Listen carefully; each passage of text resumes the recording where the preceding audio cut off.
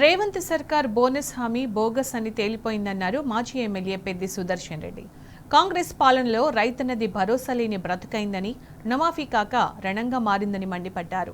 కాంగ్రెస్ ప్రభుత్వం వ్యవసాయ కూలీలను బానిసలుగా చూస్తుందని ఆగ్రహం వ్యక్తం చేశారు. వరంగల్ జిల్లా నల్లబెల్లిలో రైతు నిరసన దీక్షకు 179 గ్రామాల రైతులు పోటెత్తారు. రేవంత్ హామీలు అమలు చేయి లేదంటే దిగిపో అంటూ నినదించారు.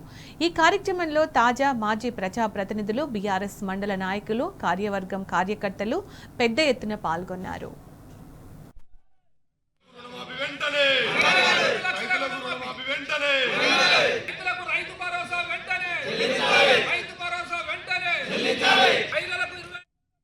కాంగ్రెస్ ప్రభుత్వం, రేవంత్ రెడ్డి ప్రభుత్వం, స్థానిక ఎమ్మెల్యే అనేక హామీలు ఇచ్చి గద్దెనెక్కిన తర్వాత రైతులను నట్టేట ముంచారు. 14 నెలలు గడిచింది, ఏ ఒక్క హామీ నెరవేరలేదు. ప్రధానమైన డిమాండ్లు 4. ఒకటి, రైతు బంధు 5,000 బదులు మేము 7,500 పంటకిస్తామన్నారు. సంవత్సరానికి 15,000 అన్నారు. ఇలా సంవత్సరం దాటింది. గత బకాయి 2,500 అన్నారు. 2 సీజన్లు ఇప్పటికీ అయిపోయినాయి. నాట్లు పూర్తి దశకు వచ్చినాయి.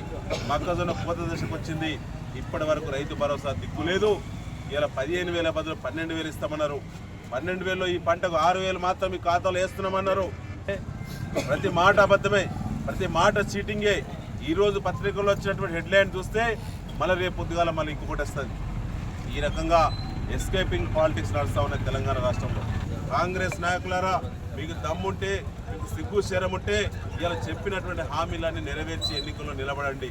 మీకు పదవులే కావాలంటే పదవులన్నీ మీరే తీసుకోండి. కానీ ప్రజలకు, రైతులకు, మహిళలకు, అందరికి ఇచ్చినటువంటి వృద్ధులకు, వికలాంగులకి, పెన్షనర్లకు ఇచ్చినటువంటి మరి మాటను నిలబెట్టుకునే స్థానిక సంస్థల ఎన్నికలకు రావాలి తప్ప ఊళ్ళల్లో తిరగనీయం. ఊళ్ళల్లో అడుగు పెట్టలేరు. పులిమేరలే మీ అద్దు బిడ్డ.